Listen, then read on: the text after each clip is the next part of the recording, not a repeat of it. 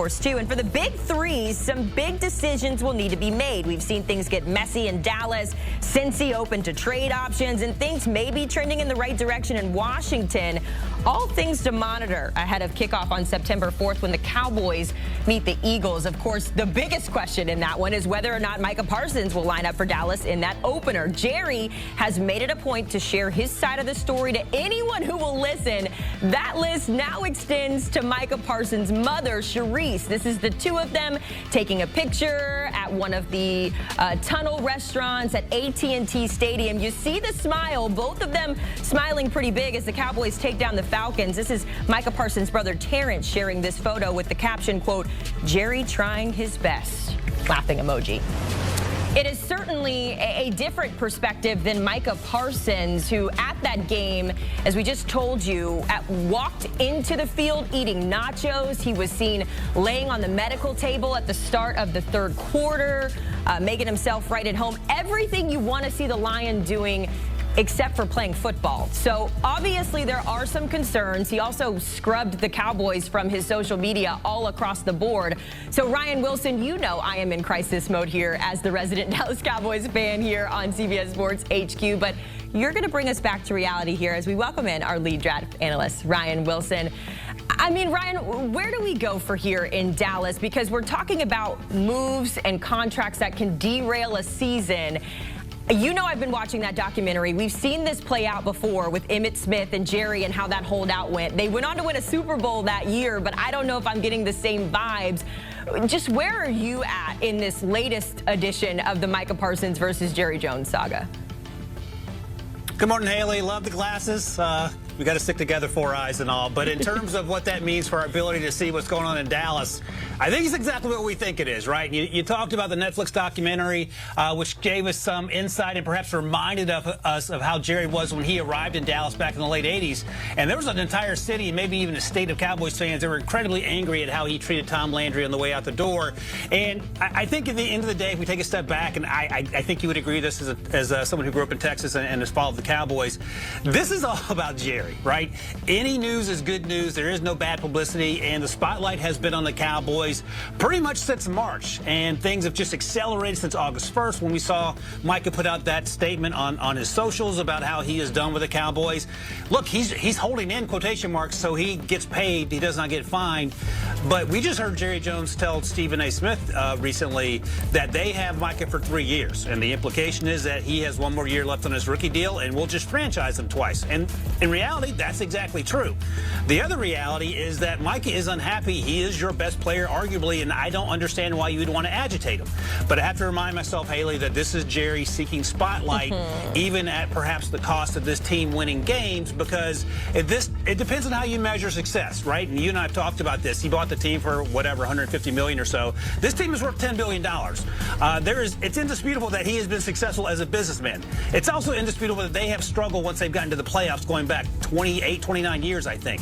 So I think the measure of success is important when you look at this, but also keeping your employees happy. And clearly Micah isn't happy, and I don't know how this plays itself out, but it seems like Jerry has dug his heels in, and Micah has as well. So you can take all the pictures you want with Micah's mother. I don't think that changes the reality of what we're currently looking at. Especially when you look at the numbers that we've been showing on the screen, how good the Cowboys are with Micah Parsons on the field and how bad they are without him off the field. It seems like a no-brainer as someone who has been employed by Jerry Jones in the past, Ryan, but I'm going to leave it there, and we are just going to hope that we will see Micah on the field September 4th against the Eagles. Let's go to a less messy but still complicated situation out in Cincy, of course. The Trey Hendrickson saga still doesn't have an end as well. I know the guarantee money is where Trey Hendrickson is kind of holding up a little bit there, but you've seen what this defense has looked like over the past couple of seasons. There's kind of two sides to this coin, Ryan. On one hand, you're saying Trey Hendrickson has led the league in sacks the past 2 years. You need him on the field. The other side is saying, well, he's led the league in sacks for 2 years, and yet Cincy's defense has still looked how it's looked. So, adding that little wrinkle in, how do you feel about Trey Hendrickson being on the team? Is he really that much of a difference maker for Cincy? Yeah, I love your professionalism, Haley, in putting it the way you put it. The defense has looked how it's looked, because that's the kindest way you can describe what we've seen the last few years. Well, the sort of addendum to that comment is, what would it look like without Trey Hendrickson getting those 17.5 sacks the last 2 seasons, led the league a year ago? And if you're the Bengals, you can argue, look, he's 30 years old. We don't want to pay him big-time money. Newsflash, T.J. Watt is a few months older than Trey Hendrickson. He just got $41 million a year. He's the highest-paid edge rusher. Is Trey Hendrickson T.J. Watt? No, but he ain't that far behind. And again, he led the league in sacks last season, 17.5 sacks the last 2 years on a defense that was absolutely atrocious. And if you want to have the conversation about Joe Burrow now needing to score 50 points a game instead of just 40 points a game to be competitive, that's what we're going to have to do if Trey Hendrickson isn't out there. Miles Murphy, the former first-round pick, hasn't quite hit his stride yet. Joseph Asai has been injured early in his career. Shamar Stewart signed late. He's flashed. But are you going to rely on those 3 players, mostly unproven, to do the work that Trey Hendrickson has been doing? It's wild to me, but again, when you talk to people that have previously played in Cincinnati, they tell similar stories, and I don't know if this is going to change anytime soon. You're just putting so much pressure on your offense, and Joe Burrow is one of the best players on the planet. Jamar Chase and T. Higgins are as well, but they have to be on every single play of every single week and avoid injury, knock on wood. Otherwise, you are just saying, we're going to win 7 or 8 games and we'll figure it out, and we're going to waste the best years of our offensive players because we are stubborn about paying one of our best defensive players. Just pay him.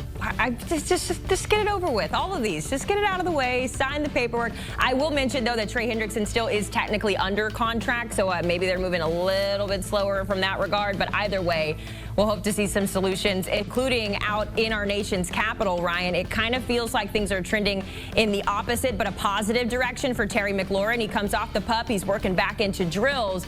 I'm curious, though, when you look at how Washington has sort of revamped their team, specifically on the offense there, in your opinion, is Terry McLaurin a player that they need to have on that team to be successful? I know he was really, really helpful for Jaden Daniels last year, but will that be the case again in 25?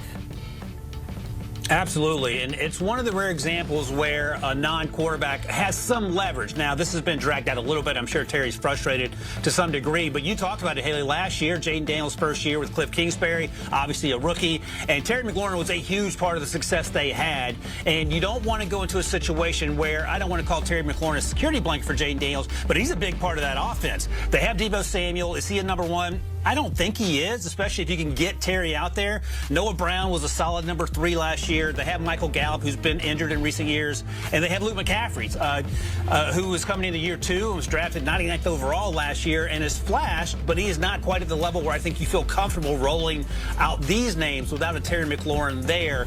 Again, the issue is age and what are you going to pay him. DK Metcalf makes $33 million a year on his new deal with the Steelers, and I've argued this since we've started talking about Terry McLaurin wanting more money. I think he is more valuable to the Commanders than DK was in Seattle and perhaps will be in Pittsburgh in terms of what expectations and the level of productivity and the consistency we've seen from Terry. So those are the minute details, at least as we look at it, that they're going to have to sort out in Washington. You don't want to pay a wide receiver entering his year 35 million a year. I understand that, but there has to be a happy medium because this offense will look a lot different without Terry McLaurin than with it. Even though Cliff Kingsbury's been crushing it, even though Jaden's been crushing it, even though the new GM and head coach have been crushing it, because without their number 1 receiver, it's going to look completely different. You're going to put a lot more stress on a year 2 quarterback in Jaden Daniels. What's that old phrase? You don't know what you have until it's gone, and you don't want Washington to be in that situation. Well, I do because I've got my eyes on the Cowboys, but that is neither here nor there. Ryan Wilson getting us set as those contract holdouts continue across the NFL.